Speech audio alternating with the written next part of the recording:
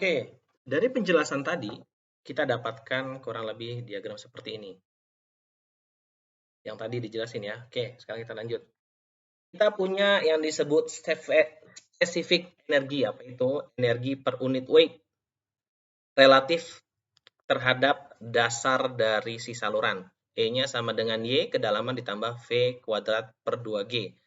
Dengan V kuadrat tadi kecepatan, atau kalau kecepatannya kita convert menjadi debit, maka rumusnya jadi ini, Y tambah Q kuadrat per 2G A kuadrat. Dengan A-nya apa? A-nya adalah luas penampang.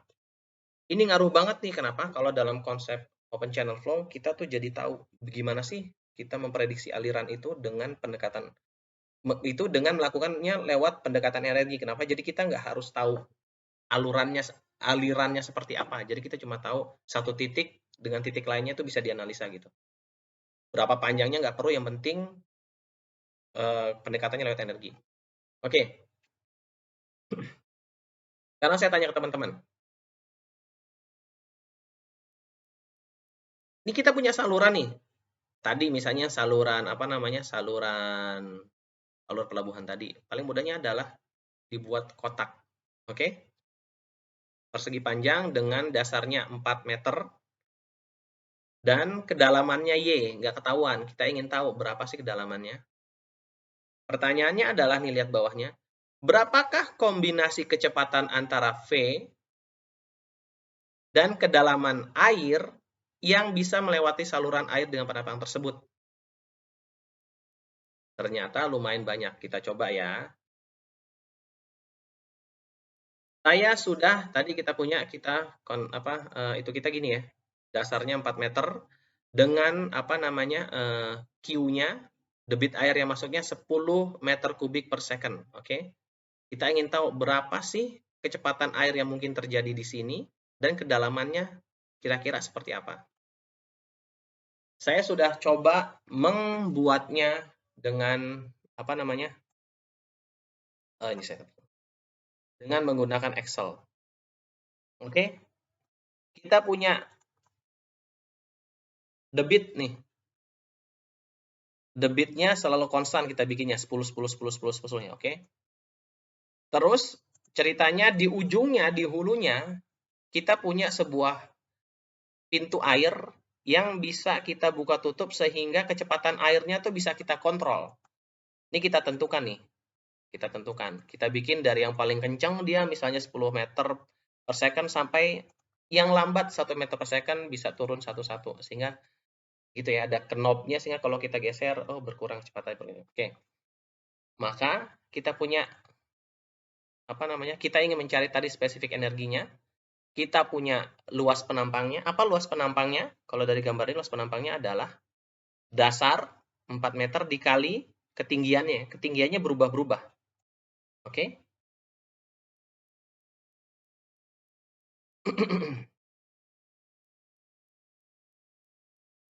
Ketinggiannya, ingat ketinggiannya berubah-ubah. Kita punya A luas penampangnya. Oke? Kalau kita punya Q dengan V-nya kita rubah, maka kita punya A. A itu apa? Q, ingat rumusnya, Q sama dengan kecepatan dikalikan luas. Ini momentum ya. Jadi kalau kita mau tahu A-nya tinggal Q bagi debitnya dibagi kecepatannya. Sehingga ya udah tinggal dibagi, tinggal kita drag nih. Ini misalnya saya kosongin. Ini dibagi ini. Oke. Kita drag semuanya. Oke, ketemu tuh luas penampang kita. Terus kita mau tahu kedalaman airnya gimana sih kalau kecepatannya seperti ini? Gampang. Ini tinggal apa? Tinggal luas penampang kita dibagi dengan, kita sudah punya luas penampangnya dibagi dengan dasarnya. Ketemu kedalaman airnya berapa. Oke, jadi tinggal ini dibagi 4. Ini misalnya kita kosongin. Ini dibagi 4. Kenapa saya pakai Excel? Biar gampang lihat. Oke. Terus kalau kita udah punya Q-nya udah tahu, V-nya tahu, kita A-nya tahu, Y-nya juga tahu, kedalaman juga tahu, maka kita bisa menghitung part kinetic energinya, oke? Kinetic energinya tadi dari sini nih, dari sini nih. Kinetic energinya Y sama Y ditambah Q kuadrat per 2GA kuadrat, oke? Kita pakai yang ini karena kita tahu itunya. Kita hitung, tinggal dimasukin. Kita punya kinetic energinya, maka ini specified energinya, spesifik energinya sama dengan Y ditambah kinetiknya. Ketemunya ini. Oke?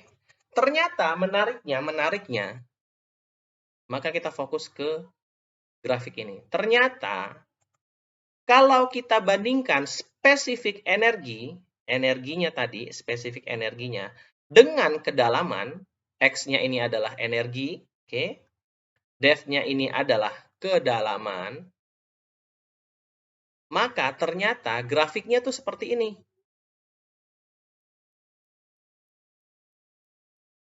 Untuk berbagai macam bentuk penampang. Spesifik energi itu grafiknya seperti ini. Di sini satu kita punya yang namanya critical energy. Oke, dari sini. Terus nanti kita kalau kita belah bagi tengah gini tuh. Ini lurus ya maksudnya ya. Daerah di sini disebut kalau misalnya super critical flow.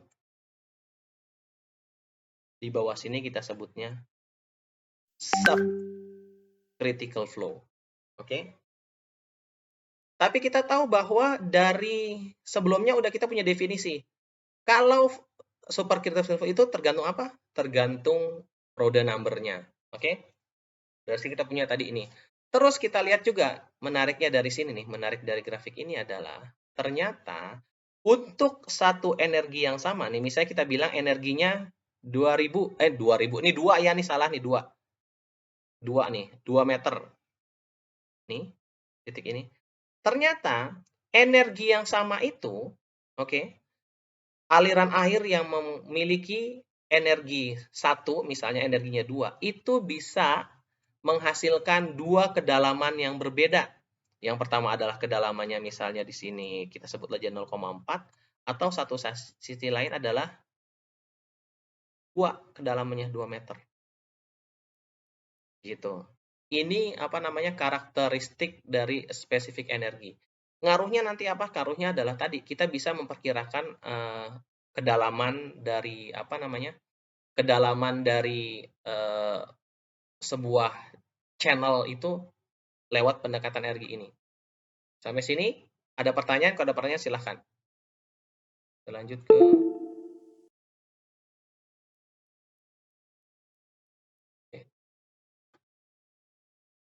masih. Oh, tuh kan saya terbalik.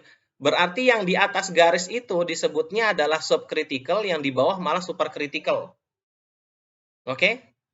Dengan energinya ini adalah spesifik energinya adalah ikutin ini ya. Oke. Tuh kan jadi saya salah, mohon dimaafkan. Yang ke atas ini adalah subcritical, yang di bawah adalah supercritical. Lalu berikutnya kita ingin mengetahui adalah berapa sih critical depth itu? Kenapa sih critical depth itu penting? Analisa dari sebuah open channel itu biasanya kita mulai tadi dengan prediksi di manakah critical depth-nya itu akan terjadi. Kenapa? Karena kalau kita tahu di mana posisi critical depth-nya, maka pada saat itu akan terjadi perubahan dari subcritical ke supercritical. Dan ini, titik transisi ini itu disebutnya apa sih namanya? Fenomena kontrol gitu. Kenapa? Karena dengan itu kita bisa mengontrol kalau kita tahu di sana, kita tahu bisa mengontrol kedalamannya, aliran airnya mau seperti apa, kurang lebih.